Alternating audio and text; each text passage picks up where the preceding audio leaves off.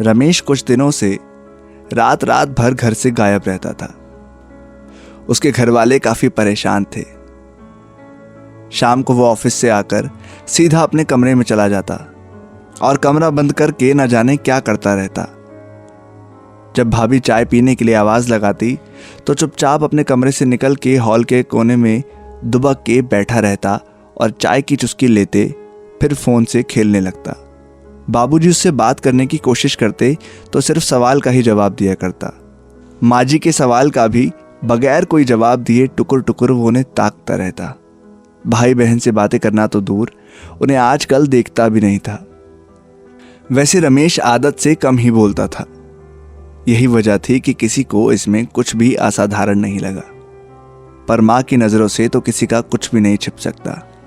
रमेश का ऐसा अनूठा बर्ताव व गिरती सेहत देख माताजी किसी अनहोनी घटना से आशंकित रहने लगी।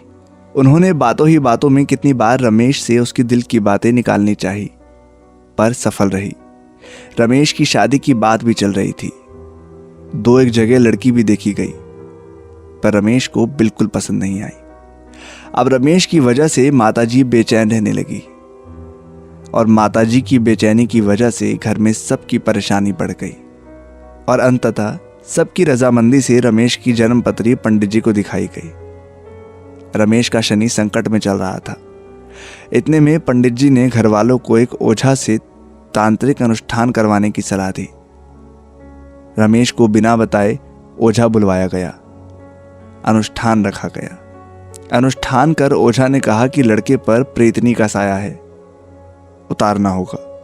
तय दिन एक अभिमंत्रित रुमाल रमेश की ज्यादातर पहनने वाले पैंट की जेब से अंदर चुपचाप रख दिया गया और सभी चुपके से रमेश की जासूसी करने तैयार बैठ गए। पहले की तरह सामान्य रूप से रमेश घर आया, कमरे के अंदर घुस छिटकनी लगाया।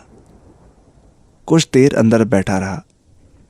भाभी ने चाय के लिए आवाज लगाई तो कमरे से निकल के हॉल के कोने में बैठ चाय पी ली। जब सभी टीवी देखने लगे तब वो बाहर निकल पड़ा। रमेश के 2 भाइयों और पिताजी पहले से ही तैयार बैठे हुए थे। अंधेरे में चुपचाप के पीछे पीछे निकल पड़े। घर से थोड़ी सी दूर में एक अस्पताल था। गांव वाले कहते थे कि उस अस्पताल के आसपास जवानी में मरी हुई औरतें चुड़ैल बनकर रात को निकलती हैं। चांदनी रात थी, चारों तरफ सन्नाटा पसरा हुआ था। बीच बीच में कुत्ते रोने की आवाज आ रही थी। कभी कभार उल्लू भी अपनी डरावनी आवाज से माहौल को डरावना बना रहे थे। थोड़ी सी दूर उस अस्पताल से होकर गुजरने वाली पगडंडी से रमेश धीरे धीरे जा रहा था। तभी अचानक कहीं से सिर से पांव तक सफेद कपड़े पहनी हुई एक युवती लगा की उड़ती हुई सी सामने आ जाती है। दोनों आमने सामने खड़े होकर कुछ बुदबुदाते हैं, फिर एक टीले में चढ़कर एक पत्थर पर दोनों बैठ जाते हैं और फिर दोनों हाथ पे हाथ धरे बातें करने लगते हैं। ये देखकर दोनों भाई घबरा जाते हैं, पर रमेश के पिताजी दोनों को हिम्मत बंधाते हुए टॉर्च लेकर रमेश और उस चुड़ैल के करीब पहुंचकर टॉर्च की तेज रोशनी दोनों पर डालते हैं। दोनों घबराकर उठ जाते हैं और डर के मारे कांपने लगते हैं। हालांकि रमेश जिस चुड़ैल से मिलने आता था वो कोई और नहीं बल्कि उसी अस्पताल में नर्स का काम करने वाली गांव की ही लड़की रूपाली थी।